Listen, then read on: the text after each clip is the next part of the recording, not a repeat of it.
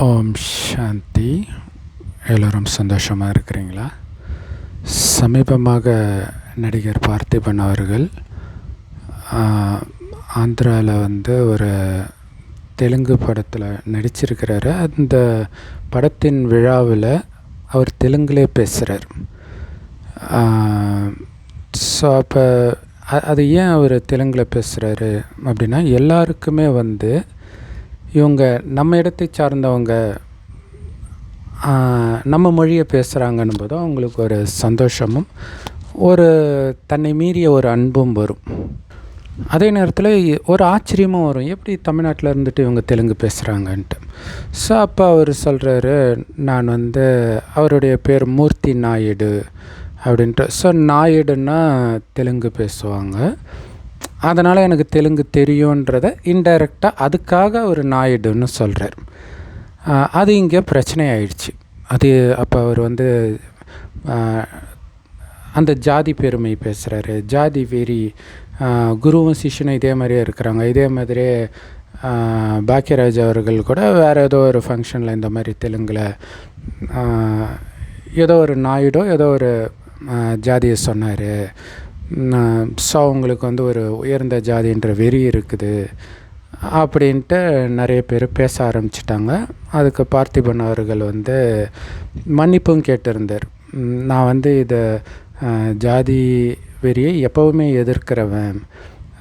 So இது ஒரு தப்பு நடந்துடுச்சு, அதுக்கு நான் மன்னிப்பு கேட்டுக்கிறேன், இனி ஒருபோதும் அப்படி நடக்காது அப்படின்னு அவர் ஒரு பதிவு போட்டிருந்தார். ஆனால் இங்கே அவர் மெயினாக இதை சொன்னதுக்கு காரணம், எனக்கு எப்படி தெலுங்கு தெரியுன்றதை இன்டைரக்டாக சொல்கிறதுக்கு தான். ஏன்னா இங்கே மகேஷ் பாபு, அல்லு அர்ஜுனாலும் தமிழ் சேனலில் தமிழில் பேசுனாங்க. நமக்கு ஆச்சரியமாக இருந்துச்சு. அவங்களுமே கேட்குறாங்க, எப்படி நீங்கள் தமிழ் பேசுகிறீங்க? நான் சென்னையில் தாங்க வளர்ந்தேன், சென்னையில் தாங்க படித்தேன்றாங்க. ஸோ அப்போ நமக்கு நம்ம மொழியில் பேசும்போது சந்தோஷமாக இருக்கும் இல்லையா? ஸோ அதே மாதிரி ரஜினிகாந்த் அவர்கள் மும்பைக்கு ஒரு பட ஃபங்க்ஷனில் நான் ஒரு மராத்தி அப்படின்னு சொன்னார். அது எதுக்குன்னா, அங்கே இருக்கிறவங்க கை தட்டுறாங்க, அவங்களுக்கு ஒரு சந்தோஷம், நம்ம இனத்தை சார்ந்தவர்கள் அப்படிங்கிற அந்த ஒரு சந்தோஷத்தை கொடுப்பதற்காக சொல்கிறதை தவிர அது வெறியினால் சொல்கிறது கிடையாது. விக்ரம், நடிகர் சியான் விக்ரம் கூட கேரளாவில் நானும் ஒரு மலையாளி தான் அப்படின்ட்டு மலையாளத்திலே பேசினார். அது அவங்களுக்கு பிடிக்குது. ஸோ இதில் ரொம்ப எச்சரிக்கையாக பார்த்திபன் அவர்கள் என்னை அறிமுகப்படுத்தினது தமிழ் சினிமா தான், அதனால் நான் முதல்ல தமிழ் சினிமாவுக்கு நன்றி தெரிவிச்சுக்கிறேன்னு அந்த ஃபங்க்ஷனில் சொல்கிறார். அடுத்தது நான் இத்தனை தமிழ் படங்களை நடிச்சிருக்கிறேன், தயாரிச்சிருக்கிறேன், டைரக்ட் பண்ணியிருக்கிறேன், இத்தனை அவார்டு வாங்கியிருக்கிறேன் அப்படிங்கிற விஷயமெல்லாம் கூட சொல்கிறார். ஸோ தன்னை பற்றி பெருமை அடிச்சுக்கிறாருன்னா அப்போ இதுவும் அப்படி தானே. ஆனால் இதுக்கெல்லாம் யாரும் எதிர்ப்பு தெரிவிக்கலை. அங்கே எதுக்கு போய் நான் இவ்வளோ நடித்தேன், இவ்வளோ அவார்டு வாங்கினேன்னு சொல்லணும் அப்படின்னு யாரும் கோபப்படலை. தமிழ் படம் தான் என்னை அறிமுகப்படுத்தினதுன்ட்டு, தமிழ்ன்றதும் ஒரு பெருமை தானே, பெருமைக்காக தானே இன்றைக்கி அதை சொல்கிறாங்க. ஸோ அது கூட ஏன் பெருமை பேசலாம் அப்படின்னும் யாரும் இப்போ பேச மாட்டுறாங்க. ஏன்னா அந்த தமிழன்னு எதுக்கடா பெருமை பேசுகிறீங்கன்றது பெரியார் ரொம்ப அதை சாடி பேசியிருக்கிறார். இன்றைக்கி பார்த்திபன் அவர்கள் அந்த ஜாதி பெருமை பேசுகிறாருன்னு சொல்கிறதும் பெரியாருடைய ஆட்கள் தான். அப்போ தமிழ்னு சொன்னதும் தப்பு தானே, அப்போ அதையுமே சொல்லியிருக்கணும்ல. ஆனால் அதை சொல்ல மாட்டாங்க, காலத்துக்கு ஏற்ற மாதிரி அட்ஜஸ்ட் ஆகிட்டாங்க. ஏன்னா அதை பேச ஆரம்பித்தாங்கன்னா பெரியார் தமிழர்களுக்கு விரோதின்ற பேச்சு வந்துடுன்றதுனால அதை அப்படியே அடக்கி வாசிக்கிறாங்க. ஆனால் உண்மையிலே பெரியார் சொன்னது கூட தவறு கிடையாது. பழம் தமிழன் எப்படி இருந்தால் நமக்கு என்ன, எதுக்கு பழைய பெருமை பேசணும் அப்படியெல்லாம் அவர் சொல்லியிருக்கிறார். ஏன்னா ஜாதி பெருமை, ஜாதின்றதை ஒரு அடையாளப்படுத்திக்கிற மாதிரி தமிழர்கள், தெலுங்கர்கள், மராத்தி, இது மாதிரி இதுவுமே ஒரு அடையாளம் தான். ஏன் இந்து, கிறிஸ்டின், முஸ்லீம்ன்றதுமே ஒரு அடையாளம் தான். அப்போ இது எல்லாமே மனிதர்களை பிரிவினைப்படுத்த தான் செய்யுது. அந்த உயர்வானவர்கள், தாழ்வானவர்கள், அந்த ஒரு எண்ணத்தை ஜாதியை விட மதம் அதிகமாக போதிக்குது. ஆனால் அதை யாருமே எதிர்க்கிறது கிடையாது. ஸோ இன்றைக்கி உலகம் முழுவதும் அந்த ஈரான் போரில் ரெண்டாக பிரிஞ்சு நிற்கிது. ஏன் பிரிஞ்சு நிற்கிது அப்படின்னா அதுக்கு காரணமே மதம் தான். குரானில் பார்த்திங்கன்னா யூதர்களை மோசமாக சித்தரிச்சிருக்கும். அதே மாதிரி பைபிளில் பார்த்திங்கன்னா இஸ்ரவேலர்களுக்காக கடவுள் இருந்தார், அதாவது யூதர்கள். அப்போ அங்கே யூதர்களை பெருமைப்படுத்தியிருக்கும், கடவுளே யூதர்கள் பக்கம்தான் அப்படின்ட்டு.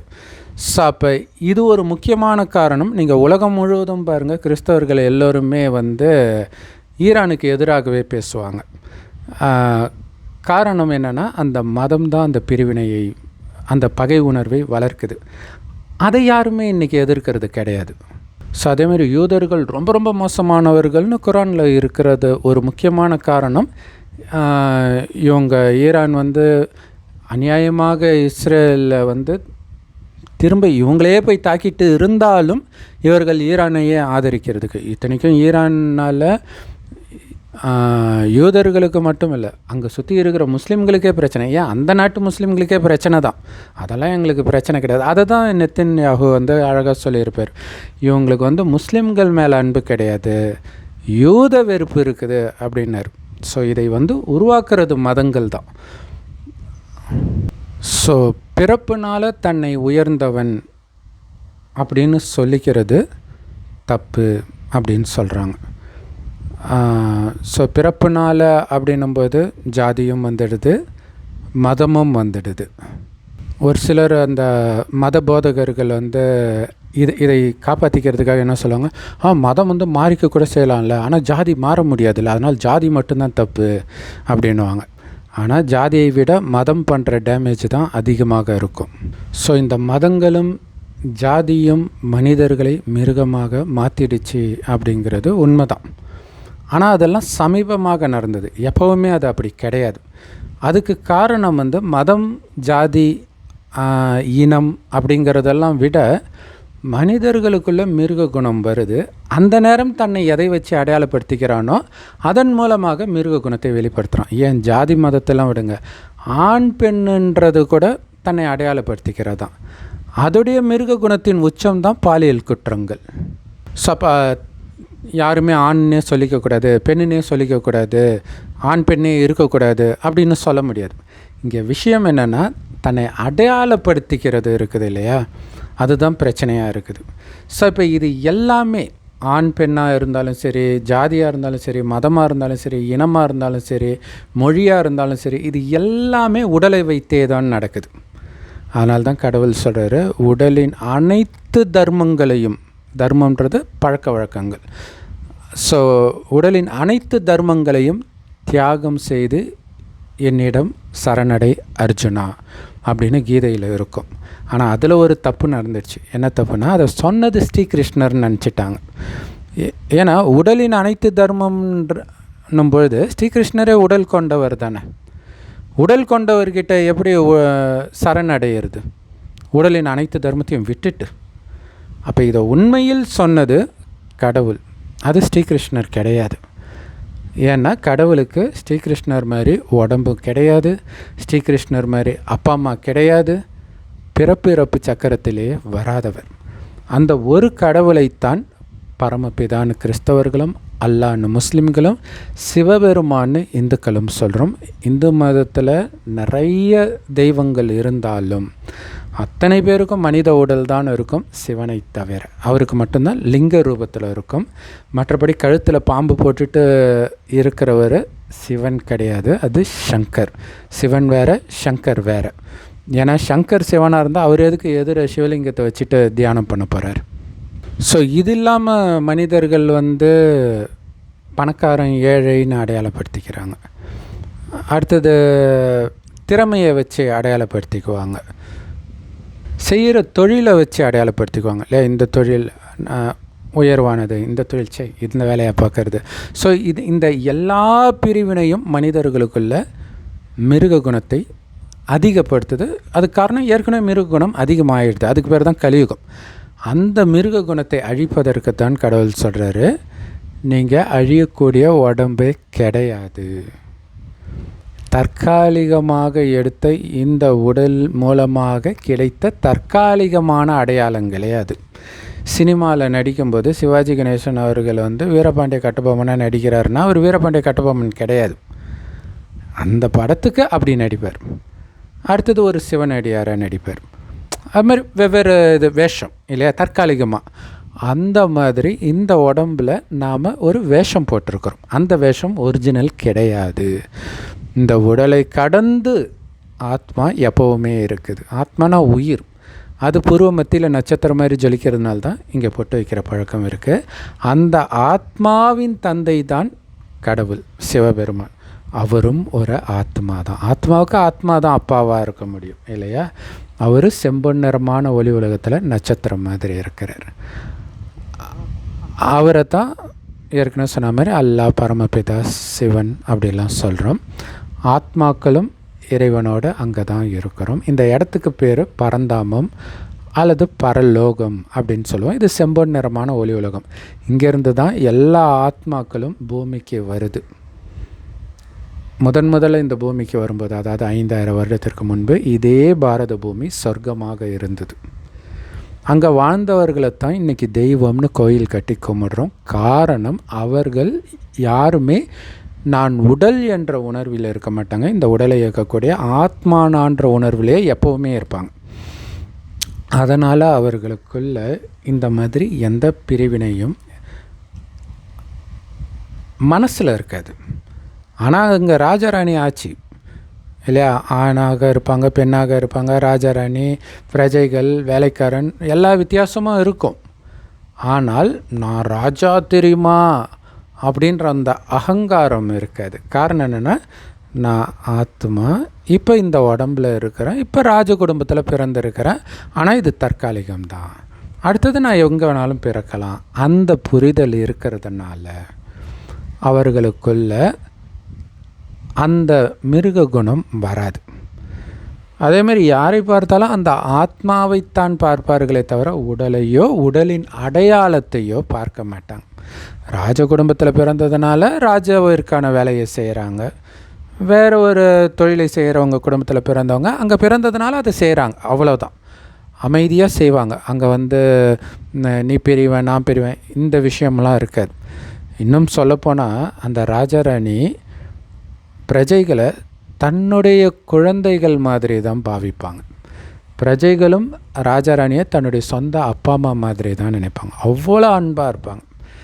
ஸோ அங்கே எவ்வளோ அன்பாக மனிதர்கள் இருப்பாங்கன்னா, அங்கே இருக்கக்கூடிய விலங்குகள் கூட, அதாவது சிங்கமும் பசுவும் கூட ஒன்றா தண்ணி குடிக்கும் அப்படின்னு பைபிள் குரானில் கூட போட்டிருக்கும். ஸோ அப்படிப்பட்ட உலகமாக இருந்தது நம்ம பாரத பூமி தான். அங்கே வாழ்ந்த அந்த தேவதைகள் இப்போ எங்கே போனாங்கன்னா, எங்கேயும் போகலை.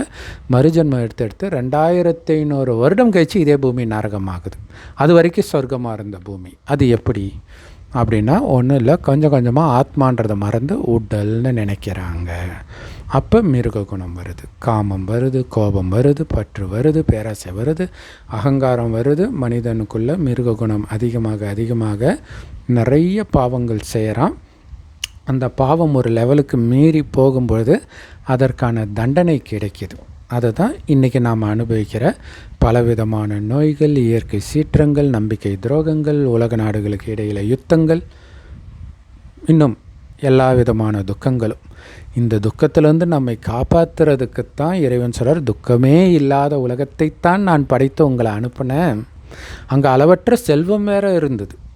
தங்க செங்கற்களால் கட்டப்பட்ட மாட மாளிகையில் இருந்தோம். இன்றைக்கி சாப்பாட்டுக்கு வழி இல்லாத நிலையை நோக்கி ஆல்மோஸ்ட் எல்லோருமே போயிட்டு இருக்கிறோம் இல்லையா. அங்கே கேஸை கட் பண்ணாலே முடிஞ்சு போச்சு, நம்ம திண்டாடுறோம். கரண்ட்டும் போயிடுச்சுன்னா எல்லாமே நடக்க தான் போகுது. ஏன்னா கலியுகம் அழியத்தான் போகுது. கலியுகம் அழிவதே சத்தியுகம் உருவாவதற்காக, உலகம் புதுப்பிக்கப்படுவதற்காக. ஆனால் ஆத்மா அழியாது. ஆனால் இன்றைக்கி ஆத்மாவில் இந்த மிருக குணம் மேலோங்கி இருக்க, அதை அழிப்பதற்கு நான் உடலில் ஆத்மான்னு உணர்ந்து ஆத்மாவின் தந்தை சிவ பரமாத்மாவை சதா நினைவு பண்ணிக்கிட்டே இருங்கன்ற. இறைவன் கொடுக்குற ஞானத்தையும் கேட்கணும். அது எல்லா பிரம்மகுமாரிகள் ராஜயோக தியான நிலையத்திலும் முற்றிலும் இலவசமாக கிடைக்குது. யூடியூப் வெப்சைட்ஸ்லையும் இருக்குது. அதோடைய லிங்க் இந்த வீடியோக்கு டிஸ்கிரிப்ஷனில் கொடுக்குறோம். அவசியம் பார்த்து பயன்பெறுங்கள். ஞானத்துடைய சாரம் ரொம்ப சிம்பிள். உங்களை ஆத்மான்னு உணர்ந்து ஆத்மாவின் தந்தை சிவபரமாத்மாவை சதா நினைவு பண்ணிக்கிட்டே இருக்கணும். என்ன காரியம் பண்ணாலும், நடந்தாலும், சுற்றினாலும், சாப்பிட்டாலும், எது பண்ணாலும் இறைவன் நினைவிலே இருக்க உடல்ன்ற உணர்வு மறக்கும். ஏன்னா ஆத்மா தான் கடவுள்கிட்ட போகுது, உடம்பு போகிறதில்ல. இதோடைய நினைவாக இந்து மதத்தில் சுடுகாட்டில் வெட்டியான் சொல்லுவார், அந்த பானையை தூக்கிட்ட உறவினர் சுற்றுவாங்களே பிணத்தை சுற்றி, அப்போ என்ன சொல்லுவார்னா, கைலாயம் போகிறேன் சொர்க்கம் போகிறேன், கைலாயம் போகிறேன் சொர்க்கம் போகிறேன்னு சொல்லிக்கிட்டே திரும்பி பார்க்காம சுற்றுங்கன்னுவாங்க. அப்படியே இவர் என்ன பண்ணுவார், பானையை உடச்சிக்கிட்டே வருவார். கடைசியில் பானையை ஃபுல்லாக உடச்சிடுவாங்க. இது இந்த கடைசி 100 வருடம் சிவபெருமான் வந்திருக்கிற இந்த காலத்தின் நினைவு. ஏன்னா இப்போ இந்த உடம்பில் இருந்துக்கிட்டே நான் உடல்ன்றதையே மறந்த ஆத்ம உணர்வில் இருக்க இந்த பயிற்சி பண்ண இந்த உடலை விட்டவுடன் ஆத்மா கடவுள்கிட்ட போயிடும். அடுத்தது இந்த பூமி சொர்க்கமாகும்போது இங்கே பிறவி எடுக்கும். ஸோ இது மட்டும்தான் ஞாபகம் இருக்கணும். நான் பரந்தாமத்துக்கு போகணும், சொர்க்கத்துக்கு போகணும். இந்த கலியுகத்தை பற்றி சிந்தனையே பண்ணக்கூடாதுன்றது தான் திரும்பி பார்க்காம இதை சொல்லிக்கிட்டே சுற்றுங்க அப்படின்னு வெட்டியான் சொல்கிறார். இது பைபிள் குரானில் இந்த மாதிரி கதைகள் இருக்குது. லோத்துன்றவனுடைய ஊரில் காமம் தலைவிரிச்சு ஆடும். ஸோ அந்த ஊரையே கடவுள் எரிக்கணும்னு முடிவு பண்ண பிறகு திரும்பி பார்க்காம நீ போன்ட்டு லோத்து குடும்பத்தினர்கிட்ட கடவுள் சொல்லுவார். ஆனால் லோத்துடைய மனைவி திரும்பி பார்த்தோன்னே அப்படியே சுண்ணாம்புக்கெல்லாம் நின்றுடுவாங்க. அதோடைய அர்த்தம் என்னென்னா, கலியுகத்தின் குணம் உங்களை விட்டு போகணும். அதனால் கலியுகத்தின் குணம் உங்களுக்குள்ளே வரக்கூடாது. சத்தியுக சொர்க்கத்தின் குணம்தான் உங்களுக்கு இருக்கணும். நான் சொர்க்கத்தில் தேவதையாக இருந்தேன், மீண்டும் ஆகிட்டு இருக்கிறேன், அந்த போதை இருக்கணும். ஆனால் தேவதையை விட உயர்ந்த போதை ஒன்று இருக்குது. அது என்ன தெரியுமா? நான் பிராமணன்ற போதை. உடனே தோணும், என்ன இது, அது ஜாதி தானே. பிராமண ஜாதின்ற வெறி அது தப்பு, அது பிறப்புனால் வர்றது. இங்கே சொல்கிறது வர்ணம். வர்ணம்னா கலர். ஆத்மா இல்லை, இப்போ வீட்டுக்கு நம்ம பெயிண்ட் அடிக்கிறோன்னா கொஞ்சம் கொஞ்சமாக கலர் ஃபேட் ஆகிட்டே வரும் இல்லையா? அது மாதிரி ஆத்மா என்னுடைய சாயலில் என் குமாரனை படைத்தேன்ட்டு பைபிளில் இருக்கும். அந்த மாதிரி கடவுளுக்கு ஈக்குவலாக நாம் மாறுறோம், கடவுளே நினைத்து. அப்போ கடவுளுடைய குணம் நமக்கு இருக்கிறது தான் அந்த கலர், வர்ணம். அதுதான் பிராமணன்றது. அடுத்தது தேவதை சொர்க்கத்தில், சத்தியுகத்தில். அடுத்தது சத்திரியன், அதாவது கலர் கொஞ்சம் கொஞ்சமாக குறையுது. அடுத்தது வைஷ்யன், கலியுகத்தின் இறுதியில் எல்லோரும் சூத்ரன். ஸோ இது கடவுள் இறுதியாக இந்த ஞானத்தை பிரம்மகுமாரிகள் மூலமாக கொடுக்கும்போது தான் நமக்கு தெரியுது. அது வரைக்கும் இது என்ன மக்களை பிரிக்குது அப்படின்னு தான் மனிதர்கள் நினைப்பாங்க. அது தப்பும் கிடையாது. ஆனால் இது வர்ணம். இதோடைய நினைவு தான் ஹோலி அப்போ கலர் பூசுகிற ஃபங்க்ஷன் நடக்குது. அதாவது கடவுள் தன்னுடைய குணத்தை நம்ம மேலே பூசுகிறார். பூசி அவருக்கு சமமாக நம்மை தெய்வீகமாக, காமம், கோபம், பற்று, பேராசை, அகங்காரன்ற அழுக்கு இல்லாதவராக மாற்றுறார். ஸோ அப்படி ஒரு வயோதிகர் உடல் மூலமாக இறைவன் இந்த ஞானத்தை கொடுக்குறார். அந்த வயோதிகருக்கு பிரம்மான்னு பேர் வைக்கிறார். அந்த பிரம்மா வாய் வழியாக இந்த ஞானத்தை கேட்டவர்கள் தான் பிராமணர்கள், அதாவது பிரம்மா குமாரிகள். ஸோ அப்போ இங்கே பிராமணன்றது வர்ணம். நீங்கள் வேதத்தில் உபநிடதத்தில் பார்த்தீங்கன்னா பிராமணன்னா பிரம்மாவின் வாய் வழியாக பிறந்தவன் இருக்கும். ஸோ அப்படின்னா என்ன அர்த்தம்னா, பிரம்மா வாய் வழியாக இறைவனுடைய ஞானத்தை கேட்டு இறைவனுடையவராக மாறுறோம் அப்படின்னு அர்த்தம். ஸோ அப்போ பிராமணன்னாலே உடல் உணர்வு இல்லாதவன், அதனால் அவன் உயர்ந்தவன். பிராமணன் என்றால் காமத்தை வென்றவன், அதனால் அவன் உயர்ந்தவன். கோபத்தை வென்றவன், பற்றை வென்றவன், பேராசை வென்றவன், அகங்காரத்தை வென்றவன்ற இந்த சுத்தமான அகங்காரம் இருக்கணும். இதன் மூலமாக தான் நீங்கள் உயர்ந்தவராகவே ஆகுறீங்க. மற்றபடி அந்த பிறப்பை வைத்து வைக்கக்கூடிய பெருமை இது கிடையாது. ஆனாலும் இதுவும் பிறப்பு தான்.